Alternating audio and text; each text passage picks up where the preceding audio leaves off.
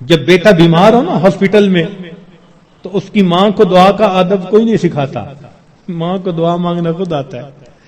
وہ جس انداز سے رو رہی ہوتی ہے، وہ جس طرح اللہ کے سامنے گڑ گڑا رہی ہوتی ہے، اللہ میرا بیٹا ECU میں داخل ہو چکا، ٹپ ٹپ آنسو گر رہے ہوتے ہیں. دعا کے آداب کون اسے سکھاتا ہے کہ ماں اپنے بیٹے کے بارے میں بد دعا نہیں سن سکتی. کسی ماں کے سامنے بیٹے کو بد دعا دیں تو صحیح، حشر دیکھیں گلے پڑ جائے گی. تو ہوتا کون ہے میرے بیٹے کو بد دعا دینے والا؟ تو ماں کو اگر بیٹے سے اتنی محبت ہے کہ وہ بد دعا نہیں سن سکتی، تو کیا ایسا ہوگا کہ کوئی بد دعا دے اور ماں آمین کہے بیٹھ کے؟ وہ تو آمین نہیں نہ کہے گی. اب ماں کی محبت کا یہ عالم ہے تو اللہ کے پیارے حبیب صلی اللہ علیہ وسلم کو امت کے ساتھ کتنی محبت تھی. 23 سال امت کے لیے اللہ کے محبوب صلی اللہ علیہ وسلم راتوں کو روتے رہے. کوئی ماں بچوں کے لیے 23 سال نہیں روتی، کوئی باپ اپنی اولاد کے لیے 23 سال نہیں روتا.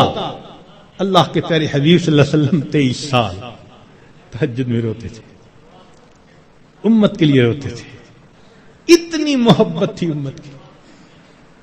روایت میں آتا ہے کہ ملک الموت نے آ کے عرض کیا، اے اللہ کے حبیب صلی اللہ علیہ وسلم، اللہ تعالیٰ نے بھیجا ہے. نبی السلام نے پوچھا، اچھا پہلے مجھے یہ پوچھ کے بتاؤ میرے بعد میری امت کا کیا بنے گا؟ اللہ اکبر. ادھر سے بلاوا آتا ہے اور اللہ کے حبیب صلی اللہ علیہ وسلم کو امت یاد آتی ہے، میری امت کا کیا بنے گا؟ اللہ تعالیٰ نے فرمایا تیری امت کے بارے میں تیرے دل کو خوش کریں گے میرے محبوب. اللہ اکبر. اتنی محبت امت کے ساتھ. اور ان کے سامنے جبریل علیہ السلام ایک دعا مانگتے ہیں، برباد ہو جائے وہ شخص جس نے رمضان کا مہینہ پایا اور اپنی مغفرت نہ کروائی. اور اس پر نبی علیہ السلام فرماتے ہیں آمین. اب آپ سوچیں کہ رمضان المبارک میں مغفرت کا کروانا کتنا اہم ہے. اول تو ایک فرشتے کی بد دعا کافی تھی، پھر اس کے اوپر نبی علیہ السلام کی آمین، اس نے کتنا موقع کر دیا اس بد دعا کو. اللہ اکبر. اس لیے رمضان گزرے گا تو یا ہمارے لیے عید ہوگی یا پھر ہمارے لیے وعید ہوگی. جن کی بخشش ہو گئی ان کے لیے تو عید ہوگی، خوشی کا دن، اور جن کی بخشش نہ ہوئی پھر ان کے لیے وعید ہوگی. اس لیے رمضان کے ان باقی ایام کو بہت ہی زیادہ اہتمام کے ساتھ اللہ تعالیٰ سے مانگ کے گزاریں، رو دھو کے گزاریں. جب دل میں فکر ہوتی ہے نا، پھر مانگنے کا طریقہ خود بخود آ جاتا ہے.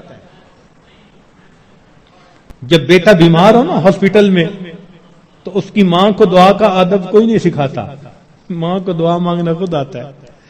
وہ جس انداز سے رو رہی ہوتی ہے، وہ جس طرح اللہ کے سامنے گڑ گڑا رہی ہوتی ہے، اللہ میرا بیٹا ECU میں داخل ہو چکا، ٹپ ٹپ آنسو گر رہے ہوتے ہیں. دعا کے آداب کون اسے سکھاتا ہے؟ محبت ہوتی ہے، دل کو فکر لگی ہوتی ہے. اسی طرح جب دل کو فکر لگ جاتی ہے نا کہ وقت تو گزر رہا ہے، میں نے کیا کیا اس میں، تو پھر انسان کو اللہ رب العزت سے مانگنا بھی آ جاتا ہے.